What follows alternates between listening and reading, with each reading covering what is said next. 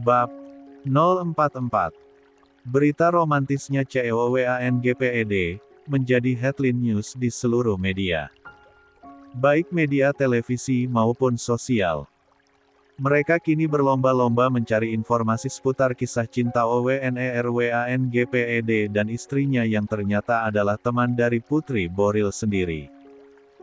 Banyak media menyoroti dari mulai pernikahan mereka yang digelar mewah di Hotel Brawijaya, sampai fakta bahwa istri dari sang CEO bukan berasal dari kalangan biasa.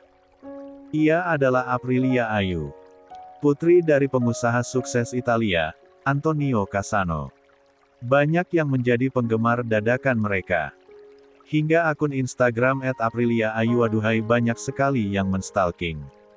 Meski Aprilia tahu kalau sebagian dari mereka adalah yang mencari tahu profil suaminya, otomatis, pemberitaan mereka setiap hari di media hingga menjadi trending topik tentang kisah cinta beda usia ini, membuat popularitas Boril terutama online shop yang dibangunnya menjadi naik.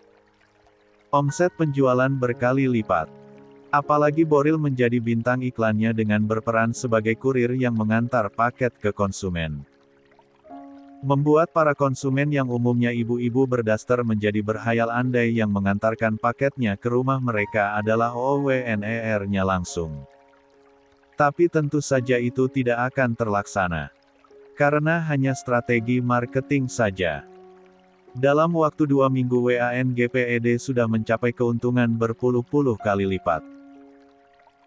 Kepopuleran Boril dan kisah cinta beda usianya yang membuat banyak orang penasaran, diiringi promosi gila-gilaan, kinerja dan ide-ide brilian Alex serta para staf profesional yang membantu tak kenal lelah, menjadikan WANGPED dinobatkan perusahaan online tersukses di Indonesia. Andika masih di ruang kerjanya. Ia mendengarkan dengan seksama laporan yang diberikan oleh sekretarisnya. Meski moodnya memburuk saat melihat banyaknya pemberitaan media tentang kesuksesan online shop WANGPED.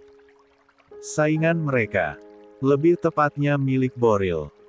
Penjualan kita masih stabil di angka 20x Pak. Banyak juga sudah produsen yang masuk menjadi reseller dan beberapa artis juga sudah siap signet kontrak dengan kita. Jika stabil, berarti tidak ada peningkatan. Lola, asisten sekaligus sekretaris Andika menelan salivanya kasar ketika Andika menyinggung soal presentasi perkembangan bisnisnya. Andika yang kaku dan dingin serta pemarah membuat gadis 24 tahun itu ketakutan hingga mencengkram ujung-ujung kertas laporannya. Andika menatapnya tajam. Lola menunduk takut. Gadis yang sudah bekerja selama 2 tahun padanya itu tak berani melihat bosnya jika sedang marah. Selain takut dipecat, Lola juga takut mendapatkan hukuman dari bosnya seperti yang biasa dia dengar ketika ada karyawan yang membuat kesalahan. Kenapa bisa tidak naik presentasinya? Tanya Andika pelan namun malah membuat Lola semakin takut. Apalagi kini Andika berdiri dan berjalan pelan mendekati Lola. Lola tersentak ketika Andika menarik paksa laporannya lalu membacanya sendiri. Merasa jika laporan yang ia terima tidak memuaskan hatinya, Andika lalu merobek-robek kertas itu. Lola mundur saat Andika semakin menaikkan amarahnya ketika ia membuang semua peralatan kantornya ke lantai dan menghancurkan laptopnya. Gak berguna. Gak berguna. Karena takut dengan amarah Andika, Lola lalu keluar dari ruangan itu menyelamatkan dirinya. Dan pada saat ia keluar, ia mendapati banyak karyawan yang melihatnya. Dan sebagian menghampirinya dengan menanyakan apa yang terjadi. Dan Lola pun menceritakan kalau Andika marah karena hasil laporan bisnis online-nya yang tak memuaskan. Kita sebenarnya gak rugi kok. Penjualan juga bagus. Mungkin dari segi promosi, masih kalah jauh dari WANGPED. Ucap Kayla, salah satu rekan kerja Lola. Kini, Rico, Amel, Kayla dan Wisnu membawa Lola duduk di tengah kubikelnya. Sesekali Lola dan teman-temannya masih mendengar Andika berteriak di dalam ruang kerjanya.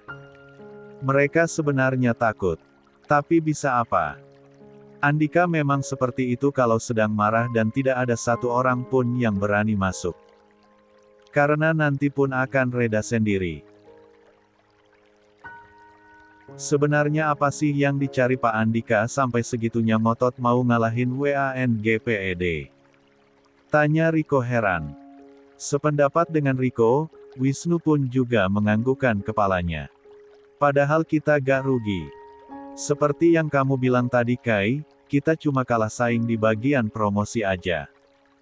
Karena WANGPED promosinya gila-gilaan. Kayaknya mereka pakai hampir separuh artis deh. Mau ngalahin acara, Ruang Murid yang tayang di 7 stasiun TV saat Lex Time.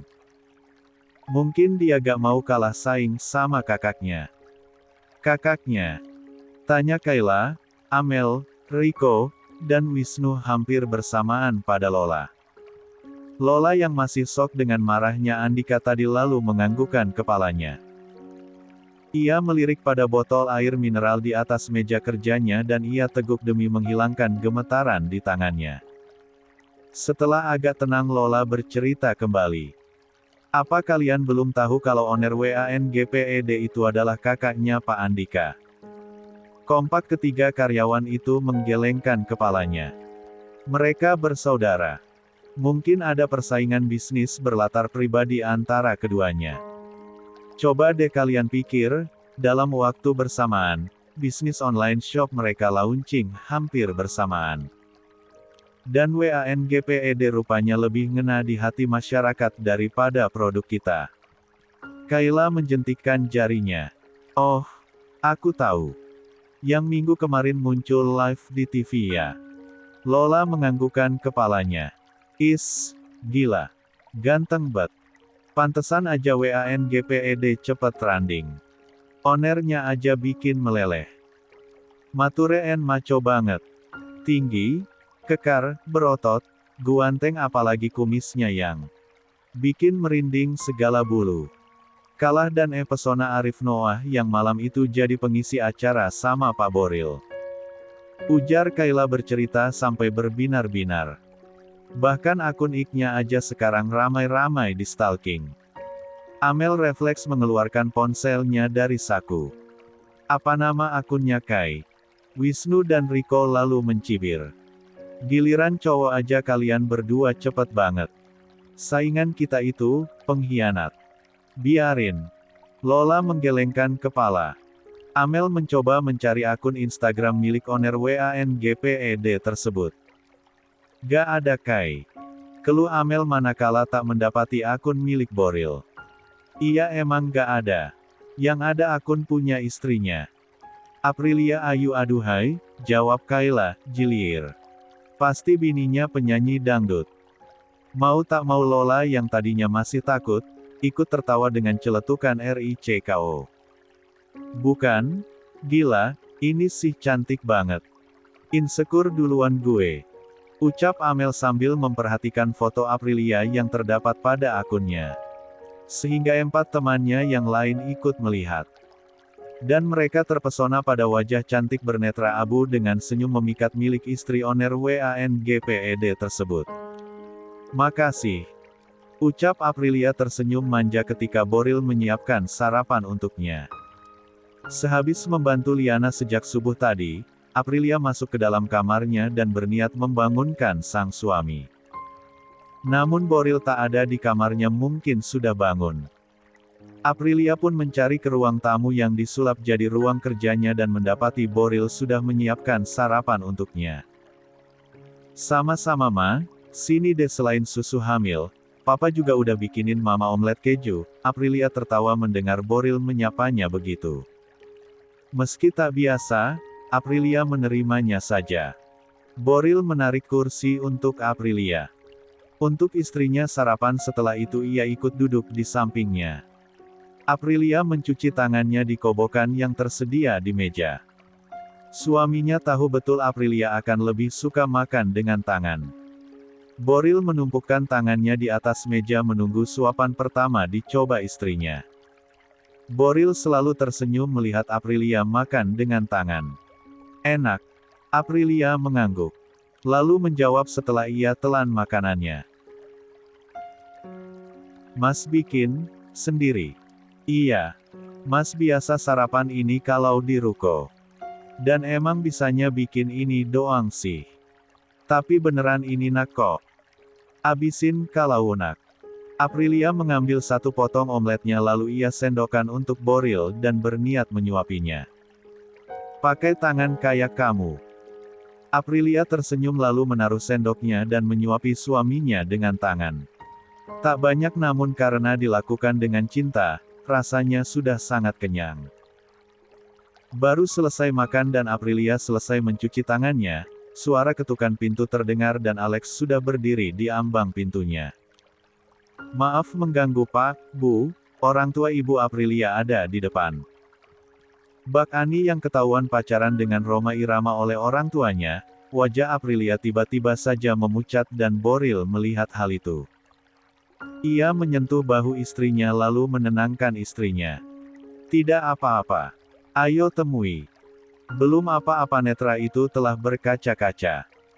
Ia tiba-tiba saja merasa takut dan entah kenapa kehadiran Antonio serta Adriana bisa membuatnya gemetaran seperti ini. Ayo.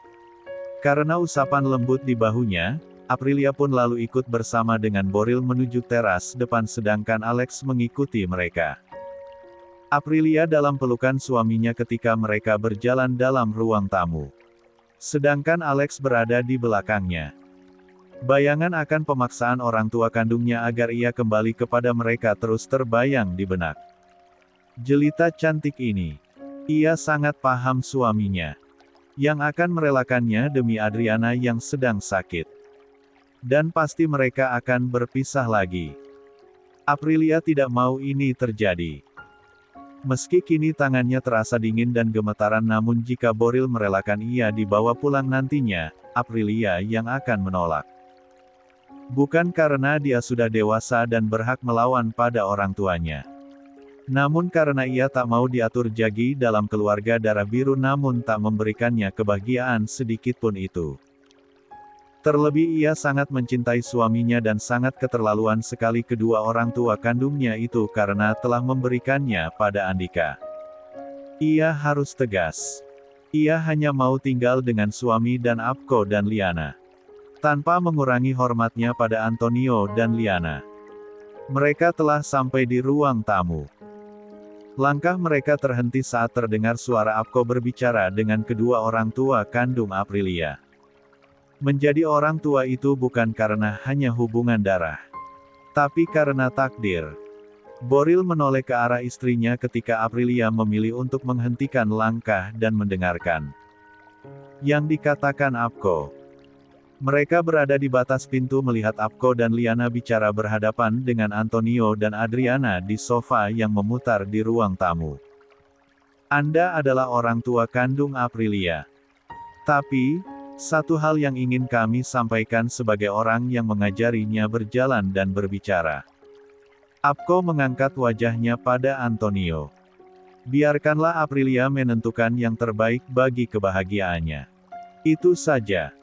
Anda tidak pernah merasakan kehilangan bayi yang Anda kandung selama 9 bulan. Lalu hilang selama 20 tahun. Bicara sebelum dipikir Pak Apko. Antonio memeluk bahu istrinya. Yang terlihat sangat emosional sejak beberapa hari ini karena semenjak Aprilia ikut bersama dengan Boril untuk menginap di rumah Apko dan Liana sudah sangat lama Adriana memohon kepada Antonio untuk dipertemukan kembali dengan Aprilia namun Antonio melarang karena kondisi kesehatan Adriana yang belum membaik dan beberapa hari ini mereka melihat pemberitaan Boril dan Aprilia yang gencar oleh media. Membuat Antonio mau tak mau menuruti keinginan Adriana untuk bertemu dengan Aprilia meski wajahnya masih pucat dan tubuhnya lemah. Antonio takut kalau istrinya akan kembali terkena serangan jantung jika mendapat penolakan kembali dari Aprilia dan dia rela memohon kepada Apko agar memberikan Aprilia kepada mereka. Asalkan istrinya tidak sakit seperti ini. Adriana menangis dan terlihat sangat frustasi. Membuat Aprilia ingin bicara dengan ibunya tersebut namun sebelum dia membuka mulut, Liana terlebih dahulu berbicara. Jika ibu pikir kehilangan anak yang dikandung 9 bulan selama 20 tahun adalah sebuah penderitaan, coba bagaimana dengan saya? Apa ibu pikirkan perasaan saya? 20 tahun saya besarkan dia. Dan dengan teganya Anda, yang adalah orang tua kandungnya, menjualnya. Menjualnya. Antonio dan Adriana tersentak mendengarnya. Seumur hidup Aprilia, ia tak pernah melihat Liana sebegitu emosialnya seperti hari ini. Liana selalu terlihat lebih diam dan lebih pengertian jika ada masalah, namun kali ini Liana bicara lebih keras dibanding Adriana. Saya yang membesarkannya. Saya yang mengajarkannya bicara dan berjalan. Saya yang terluka saat ia terluka. Tapi saya tidak pernah sedikitpun punya pikiran untuk memanfaatkannya. Lebih baik hidup miskin. Tapi bahagia daripada bergelar bangsawan tak punya hati. Tutur Liana lirih. Ia sungguh sakit hati dengan kelakuan kedua orang tua Aprilia yang dengan teganya menjual Aprilia demi kepentingan mereka sendiri. Adriana tak terima dibilang menjual anak. Ia lalu balas ucapan Liana. Lalu, dengan membiarkannya tetap bersama suaminya yang kasar itu bisa membuat hidup kalian tenang. Liana terdiam sebentar. Ia usap buliran bening di pipinya. Jika itu bisa membuatnya bahagia dan suaminya berjanji untuk berubah, kenapa tidak? Aprilia tak kuasa mendengar Liana begitu mengerti akan dirinya. Orang tua mana yang tak sakit hati melihat putrinya mengalami kekerasan. Namun Liana mengerti jika Aprilia mencintai suaminya dan membiarkannya bahagia dengan pilihannya. Bu. Keempat orang itu menoleh pada Aprilia yang berjalan menuju ruang tengah. Namun, Adriana bangun terlebih dahulu dan memeluk Aprilia sangat erat dan lama. Ia sangat rindu pada putrinya. Sungguh. Ia memegang pipi kanan kiri Aprilia setelah itu mensapanya. Kamu sehat nak? Aprilia mengangguk. Tak bicara. Ia melihat wajah Adriana yang semakin tirus. Sama seperti ia bertemu dengan ibu kandungnya beberapa tahun yang lalu. Mama sangat rindu, Antonio yang melihatnya lalu menghampiri dan memeluk anak dan istrinya tersebut. Maafkan papa, papa telah melakukan kesalahan besar. Maafkan papa. Aprilia melihat pada Apko dan Liana. Kedua orang tuanya itu mengangguk. Meski masih sakit hati dengan perlakuan keduanya, namun Aprilia tak boleh menyimpan dendam. Seperti yang diajarkan oleh Apko dan Liana. Kami datang untuk menjemputmu. Mari kita pulang. Pulanglah nak. Mama tidak bisa hidup tanpa kamu. Adriana menangis lagi. Aprilia jauh tersenyum dan menggelengkan kepalanya. Ia lalu menghapus air mata. Adriana tersenyum bahagia karena Aprilia memaafkannya. Aku memang pulang. Di sini rumah aku. Senyum Adriana dan Antonio memudar. Mendengar apa yang dikatakan oleh Aprilia. Namun dengan senyum terkembang di wajahnya meski matanya berkaca-kaca. Aku akan tinggal di mana suamiku berada. Karena Mas Boril ngajak tinggal di sini, aku tinggal di sini. Mana bisa kamu begitu? Kamu punya rumah. Kamu bangsawan. Bukan di sini tempat tinggalmu. Adriana mengguncang bahu Aprilia. Namun Boril menariknya hingga Aprilia aman dalam pelukannya. Apko dan Liana berdiri lalu menghampiri Aprilia. Sejak saat saya menikahi Ayu, dia tanggung jawab saya. Bukan milik orang tuanya lagi. Mohon pahami itu, ujar Boril tegas namun masih menaruh kesopanan dalam kata-katanya barusan. Kamu sudah memancing dalam air keruh Boril.